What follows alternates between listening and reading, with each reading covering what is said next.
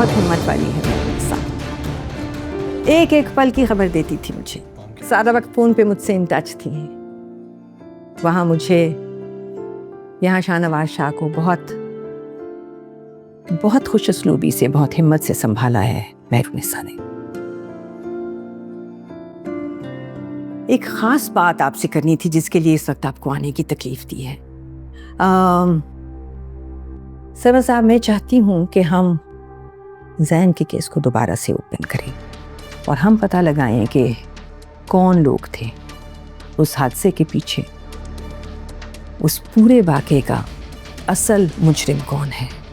मेरे वापस आने का एक मकसद तो ये है कि मैं अपने बेटे के इलेक्शन में खड़ी हूँ, लेकिन दूसरा और बहुत इम्पोर्टेंट मकसद ये है जिसमें मुझे आपकी मदद चाहिए। मैडम, आप बिल्कुल बेफिक्र हो जाएं।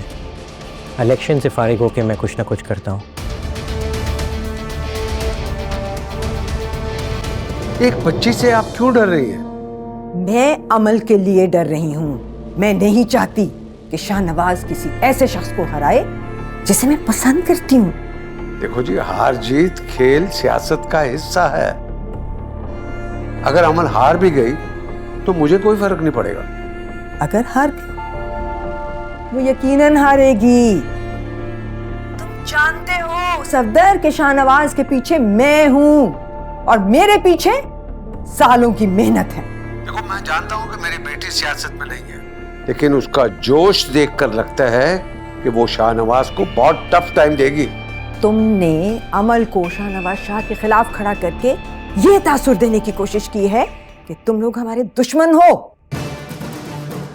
तुम जानते हो ना कि समन शाह जैसे दोस्ती निभाती है वैसे ही दुश्मनी भी निभाना जानती है। अल्लाह ना करे कि मैं आपसे दुश्मनी करूं। आपसे दुश्मनी करके मैं क्या हासिल करूंगा? मैंने तो सिर्फ अमल का शौक पूरा किया है। अच्छा, तो फिर अमल को मना कर दो कि वो इलेक्शन में खड़ी नहीं होगी। नहीं भाई, ऐसा मुमकिन नहीं है।